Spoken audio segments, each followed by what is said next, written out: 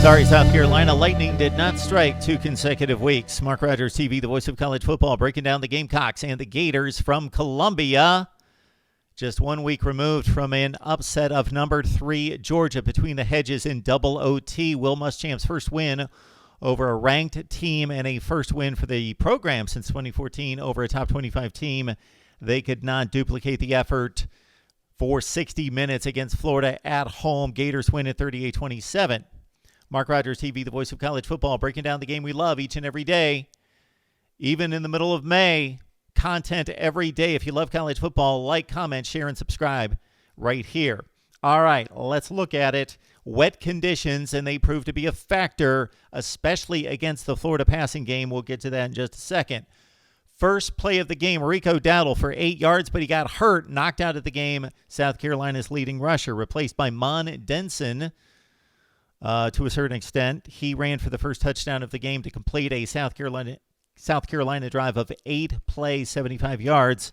The big plays, Ryan Helinski to Brian Edwards for 41 yards, and Helinski, a real gamer.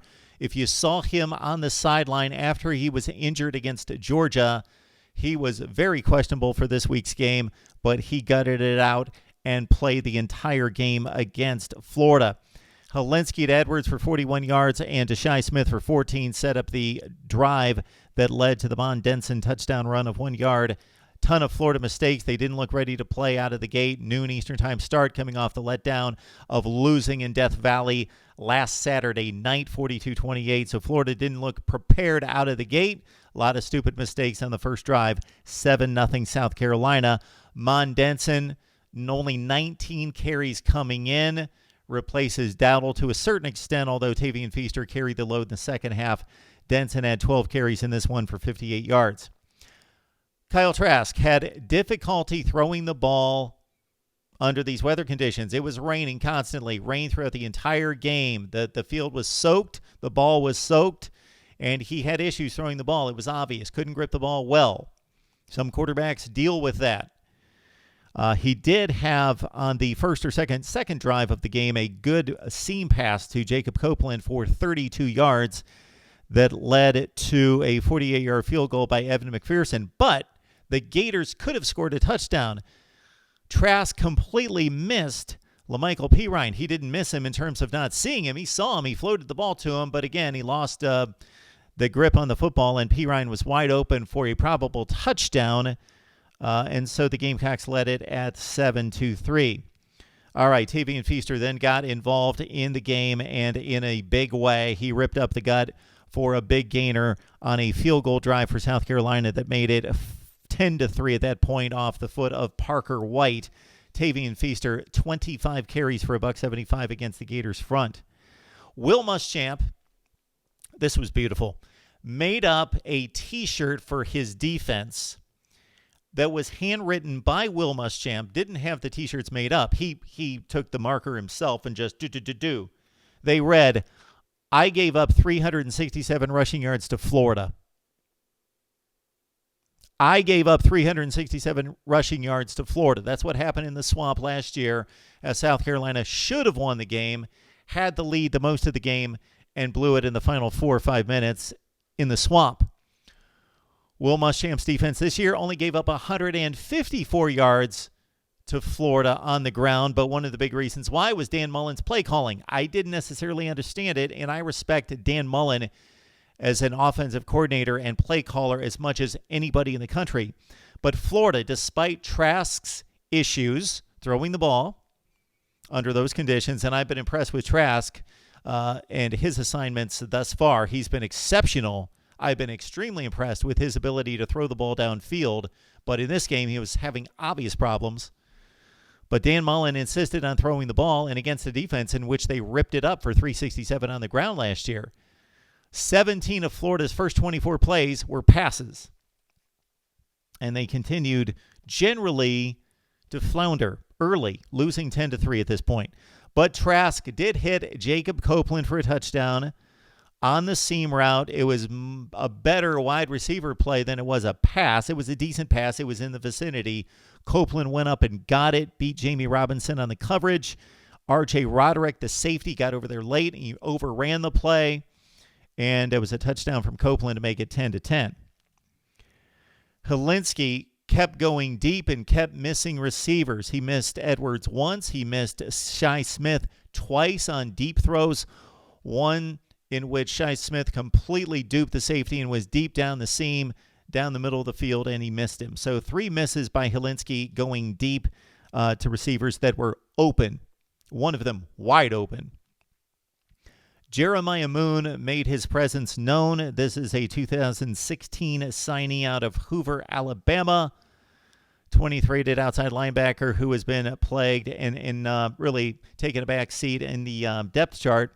But with Jabari Zuniga and David Grenard on the bench with injuries, Jeremiah Moon had 2 exceptional plays in particular. He played well throughout the first half, but had a sack on a particular play and a play we will get to later as the Gators and the Gamecocks were tied at 10 at halftime. Coming out of the locker room, Kyle Trask threw an awful pass. It appeared again to be another one in which he lost control of the ball. Jamie Robinson picked it off. That led to a Tavian Feaster 21-yard touchdown run. Tavian Feaster, exceptional back, obviously the transfer from Clemson, who at one point was good enough to fight and split carries with Travis Etienne. Feaster with the 21-yard run, 17-10 Gamecocks. And then the game turned. Damian Pierce, next possession for Florida. Finally, Florida goes to the running game, and Pierce rips off a 75-yard touchdown run. 17 all. We go to the fourth quarter. Florida with a 4th and 3. Trask extends the play with his legs, gets out of the pocket, climbs the pocket at first, then goes outside to his right, finds Kyle Pitts for the touchdown, or actually that was the first down completion on the 4th and 3 that set up the Freddie Swain remarkable catch, adjusted to the football, dove into the end zone, catching the football before it hit the ground, probably caught a blade or 2 of grass.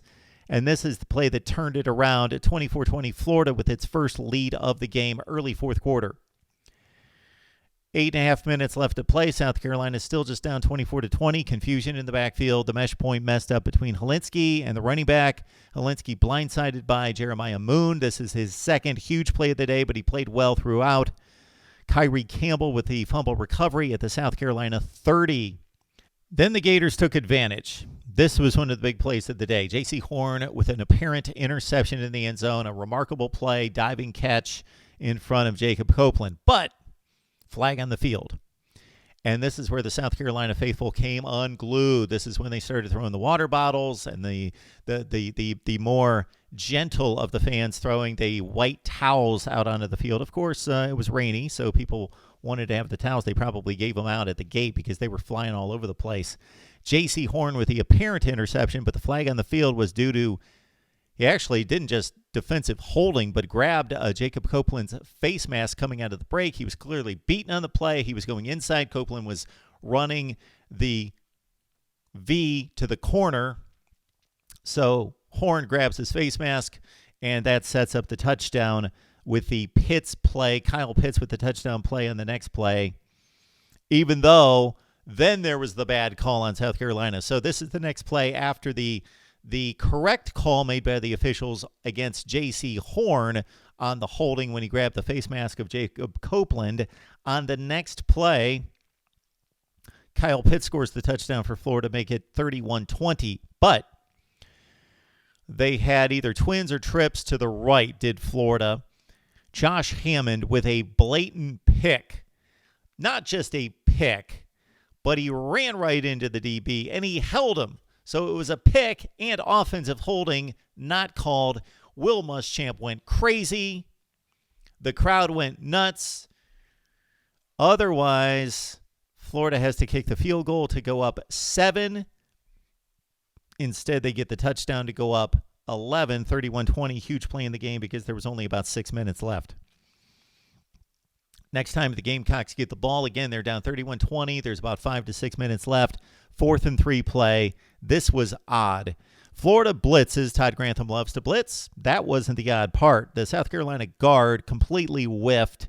did not go inside to the A gap. So they teach the offensive line, if you're looking for somebody to block, start inside because that's the shortest distance to the quarterback, then work your way outside.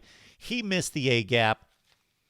Florida just annihilated Helinski, who got rid of the football. Brian Edwards, inexplicably, and he is one of my favorite players in college football, Brian Edwards. 7 catches today for 78 yards. One of the all-time greats at South Carolina. Look it up. He's going to become the all-time leading receiver at the school later this season in just a few weeks.